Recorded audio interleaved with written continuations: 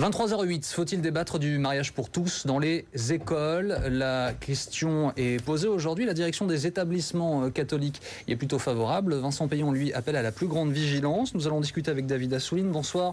Vous êtes sénateur et porte-parole du Parti Socialiste. Bonsoir Valérie Marty. Bonsoir. Présidente de la PEP, la Fédération des parents d'élèves. Bonsoir Tudual Derville. Bonsoir. Délégué général d'Alliance Vita. Camille Bedin est également avec nous. Bonsoir. Bonsoir. Vous êtes secrétaire national à l'UMP, à l'égalité des chances. Valérie Marty, pourquoi est-ce que la PEP n'est pas favorable à ces discussions dans les écoles? Parce que pour apprendre à l'école, on a besoin de calme, de sérénité, on a besoin de neutralité. Je pense que la laïcité est aussi important au niveau de l'école française.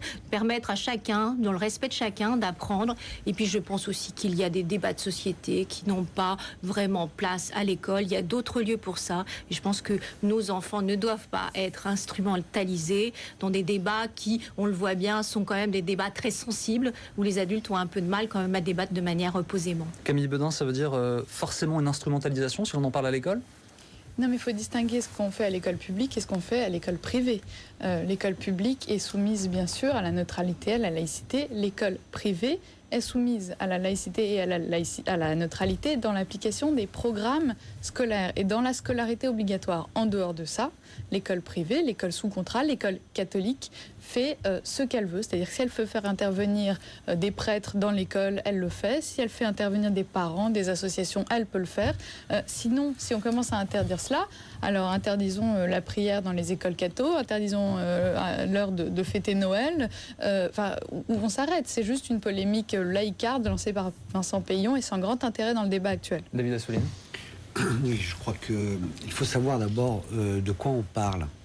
Parce qu'on n'est pas là dans le meilleur des mondes. On est dans une situation où, dans cette semaine, il y a les derniers jours de préparation d'une manifestation. Qui aura lieu dimanche. L'opposition, et notamment l'UMP, en a fait un objectif très important et depuis longtemps, et vous êtes là pour représenter ce parti, très politique. Et le chef, on va dire, de l'enseignement catholique, envoie une lettre à 8300 responsables d'établissements de l'enseignement catholique pour leur dire d'organiser ces débats dans cette semaine-là, tout en donnant son point de vue, c'est qu'il est contre le mariage homosexuel, des homosexuels. Imaginez que Vincent Peillon, qui est à la tête de l'ensemble de l'éducation, ait envoyé une lettre, lui qui est pour ce nouveau droit pour les homosexuels, à l'ensemble des chefs d'établissement pour leur dire d'organiser un débat pour le mariage homosexuel. Ce serait un tollé et à juste raison. Ça n'a rien à Et voir. donc, dans sa fonction de ministre, c'est son devoir, c'est pas seulement à son honneur, c'est son devoir dans ce cas-là, parce que ce sont des écoles sous contrat.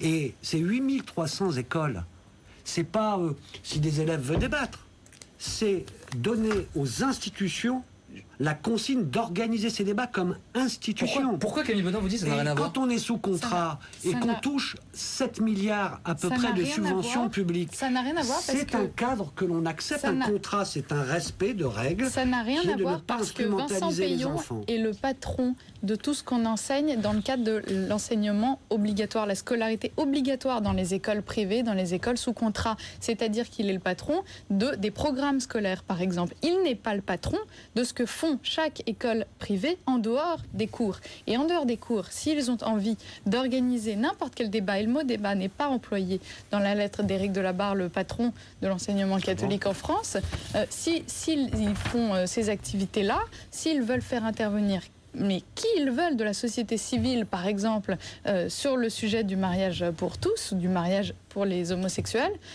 ils ont tout à fait le droit de le faire.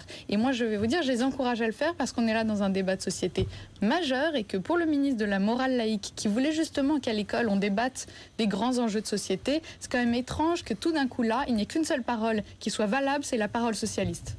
Non, je crois que il faut pas confondre encore une fois les choses.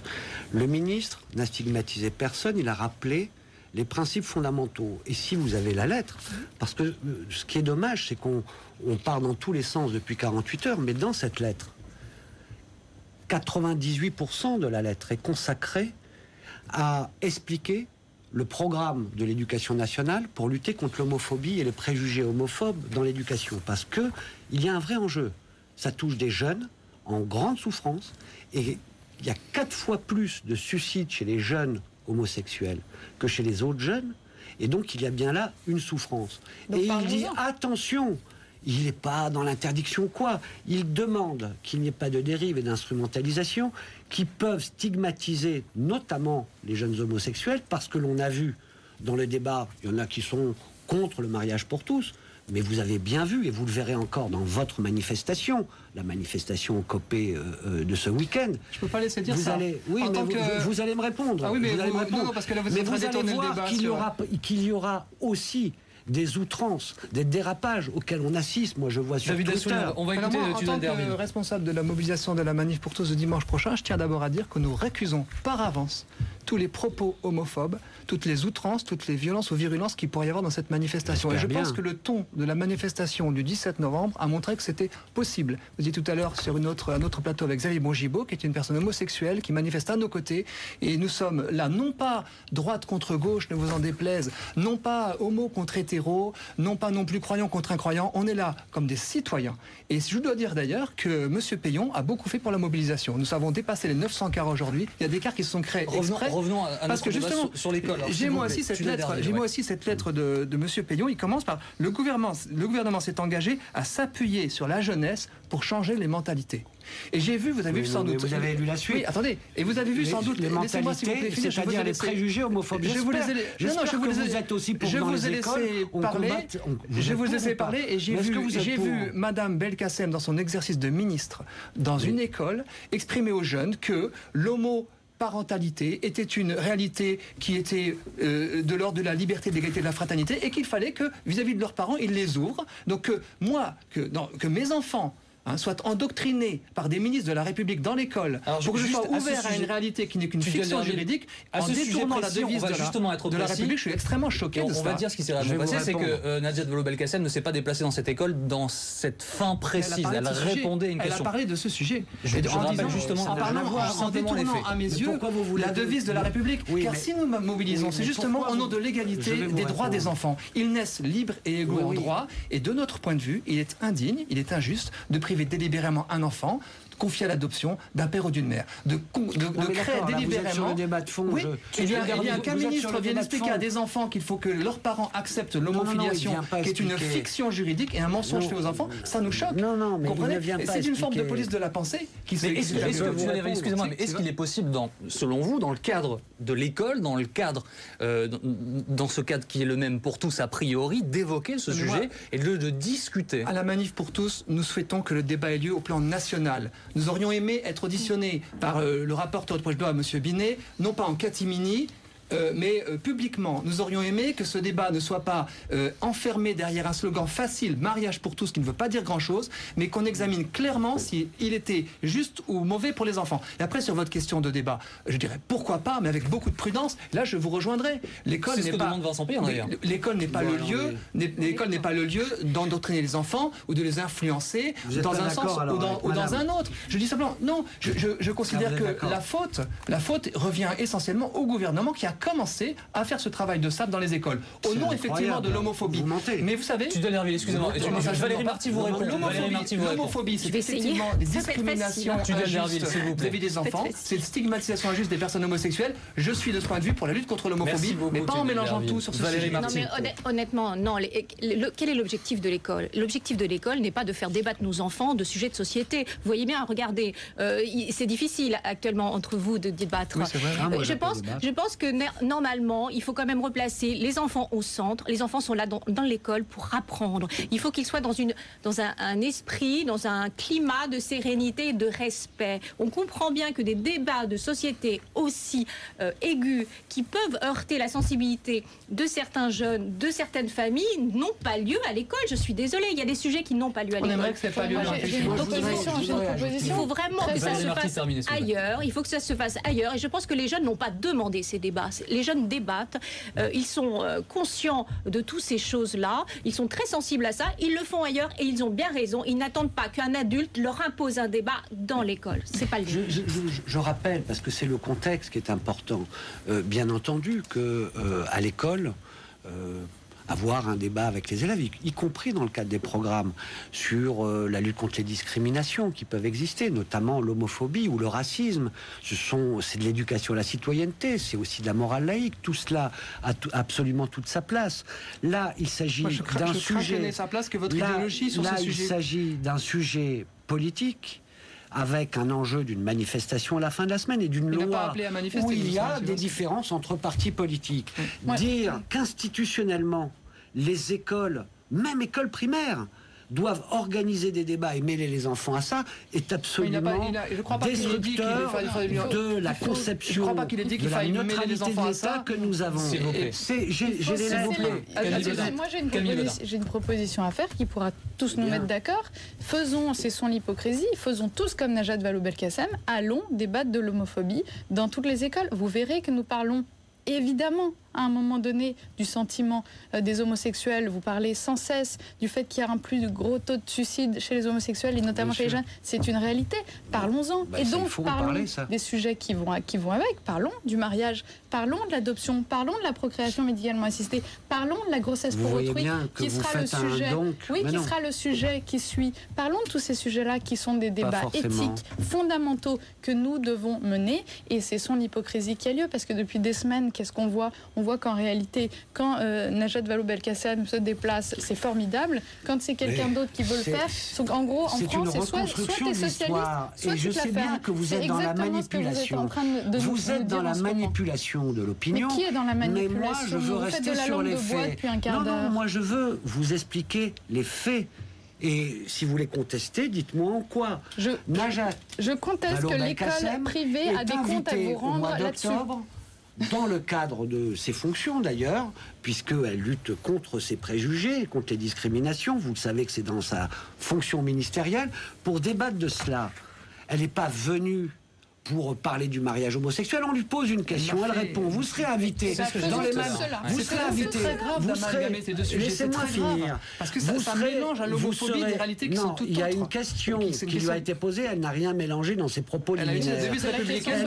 Elle a répondu de façon, en plus, de façon très dépassionnée et sereine. Et les images le montrent. Elle n'est pas dans essayer d'être partisane, mais elle a répondu. Vous êtes dans la même situation comme politique invité pour faire cette œuvre de lutte contre l'homophobie. J'aimerais bien que vous le fassiez.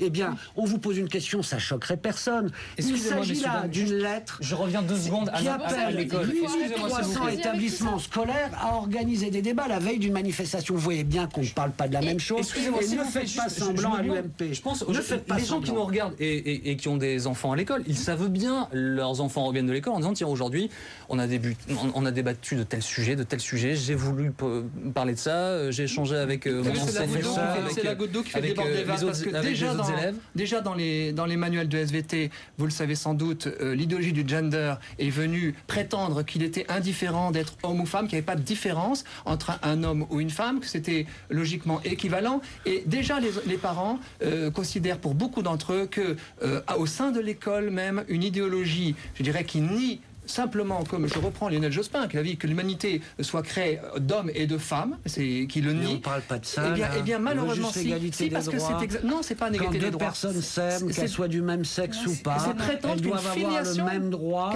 dans l'union civile. Excusez-moi, je vais aller au bout de mon propos. Garde ces normes, ces rites. Pas de problème. Le mariage civil, Valérie Marty, c'est un mariage civil. Que faut-il faire? Que doivent faire les enseignants? Il y en a qui nous regardent aussi. Quand en classe, il y a un de leurs élèves qui va leur dire voilà, madame, monsieur, moi je voudrais parler de ça. Eh ben, ils le font. Ils le font déjà depuis fort longtemps, ils répondent aux questions, ils essayent en tout cas de rester neutres par rapport à la question, ne pas mettre les familles mal à l'aise, ne pas aller au-delà de la laïcité, d'exposer leurs convictions politiques ni religieuses. C'est ce qu'on demande, mais c'est ce que le ministre a simplement dit, et c'est ce qu'il faut le faire, mais par le respect uniquement de nos enfants. C'est juste ça qu'il faut, c'est respecter les enfants et ne pas les instrumentaliser, que ça soit de droite comme de gauche. Excusez-moi, mais vous êtes tous d'accord, mais c'est pas ce que vous la manifestation de dimanche dimanche prochain n'est pas une manifestation droite contre gauche. Et je précise qu'il y a des mouvements ancrés à gauche et qui co-organisent la manifestation. Encore une fois, excusez-moi, tu dois dire le sujet de ce soir n'est pas la non, parce qu'on est en train de... Camille Baudin, c'est une préoccupation pour du Pékin. S'il vous plaît, Camille Baudin. Sur le débat sur l'école. Camille Baudin. Sur le débat sur l'école, il faut dissocier ce que vous dites, madame, et vous avez parfaitement raison. Dans les cours, on n'a pas à parler de ces sujets-là. Dans les cours, on fait les cours et on applique les programmes scolaires et l'école en a bien besoin. Mais en dehors des cours, et en l'occurrence l'école privée, puisque c'est d'elle dont on parle, l'école catholique, elle fait ce qu'elle veut. Et je récuse vos faits. Je ne crois qu'aucune institution dans la République fait ce qu'elle veut. L'enseignement catholique aujourd'hui en France, vous savez que l'enseignement catholique, il y a catholique. Il se trouve qu'ils pratiquent certainement la prière dans certains établissements, le catéchisme, il y a des prêtres qui sont profs, il y a des prêtres qui interviennent, etc. Oui, mais cet enseignement-là, pour une manifestation, il peut faire absolument ce qu'il veut. Il ne mobilise pas pour une manifestation, il participe au débat. De pudeur dans les manifestations lycéennes contre le gouvernement précédent, vous n'hésitez pas à appeler à manifester des syndicats lycéens. Mais jamais nous avons demandé à un quelconque moment que sur des sujets qui peuvent mobiliser des lycéens, s'ils le souhaitent, il y ait des chefs d'établissement qui organisent les débats directement, qui traversent le monde politique. Des heures de cours, c'est franchement, mais vous êtes en train d'être dans une dérive. Et vous savez, à l'UMP, depuis quand êtes-vous le patron de l'enseignement catholique, monsieur Assouline? Depuis quand êtes-vous le patron de l'enseignement catholique? Pour des gains politiciens. Et là, l'école, c'est un sanctuaire qu'il faudrait préserver. Ce sujet-là, non, pas du tout. C'est la lettre du responsable. Et d'ailleurs, il est revenu en arrière. De droite ou de gauche, venez le 13. On a compris, monsieur Darry, puisque je pense que vous l'avez dit à peu près 10 fois ce soir. Donc je pense que le message est passé. Merci beaucoup en tout cas d'avoir été avec nous ce soir. C'est la méthode Coué. Merci à tous. Débat vivant, donc on verra comment il se poursuit. Dans un instant, nouveau journal.